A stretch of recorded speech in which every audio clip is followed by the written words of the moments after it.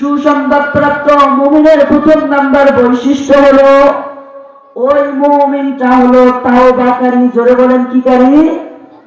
তাওবাকারী। রব্বুল আলামিন জানিয়ে দেন আত্তাইবুন,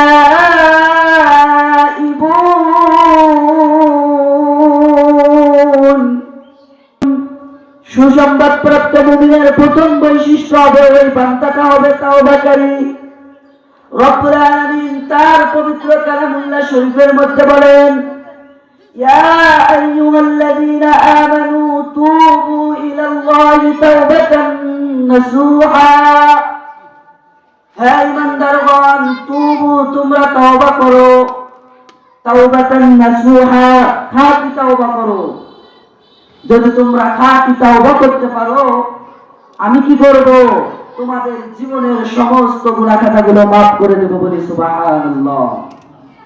আল্লাহ বলেন লা তাকনাতু মির রাহমাতিল্লাহ, ও আমার বান্দারা তোমরা আমার রহমত থেকে নিরাশ হয়ে যাও না। ইন্নাল্লাহা ইয়াগফিরুয যুনুবা জামিআ, নিশ্চয় আমি তোমাদের সমস্ত গুনাহ খাতাগুলো মাফ করে দেব। বলি সুবহানাল্লাহ। বান্দা যখন আল্লাহর কাছে খাঁটি দিলে তওবা করে, তখন ওই বান্দার আমলনামায় আর গুনাহ থাকতে পারে না। আল্লাহ রাব্বুল আলামিন বলেন ইন্নাহু কানা তাওয়াবা, নিশ্চয় আমি তওবা কবুলকারী। ও মুসলমান, আপনাদের খিদমতে আরজ করে জানাইতে চাই, ও যুবকরা, ও মুরব্বী বাবারা, আপনি আমি জীবনে কত গুনাহ করেছি। গুনাহ করতে করতে আসমান এবং জমিন পর্যন্ত পুরা ফাঁকা জায়গাটা যদি গুনাহ দিয়ে ভরে দেই, গুনাহ দিয়ে ভরে দেওয়ার পরে যদি আল্লাহকে ডাক দিয়ে বলতে পারি আল্লাহ আমি আমার জীবনটাকে গুনাহ দিয়ে শেষ করে ফেলেছি, তুমি যদি আমাকে মাফ না করো, আল্লাহর কাছে খাঁটি দিলে যদি আমি তওবা করতে পারি, আল্লাহ রাব্বুল আলামিন আপনার আমার জীবনের পেছনের যত গুনাহ রয়েছে সব মাফ করে দিবেন। বলি সুবহানাল্লাহ।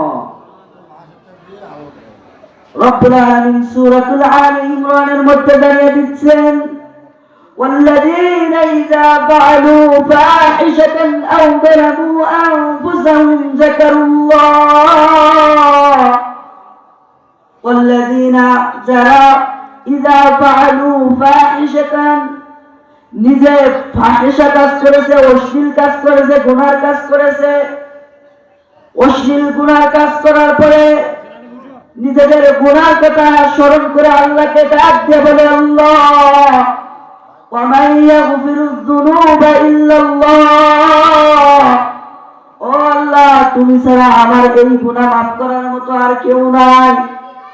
যখন বান্দা এরকম করে আল্লাহকে বলতে থাকে যে আল্লাহ আমি গুনাহ করেছি, আমার গুনাহ তুমি ছাড়া আর মাফ করার মতো কেউ নাই, আর একটা কাজ করে ওয়ালাম ইউসিরু আলা মা ফাআলু ওয়া হুম ইয়ালামুন, ওই বান্দা জেনে বুঝে পরবর্তীতে আর ওই গুনাহ করে না।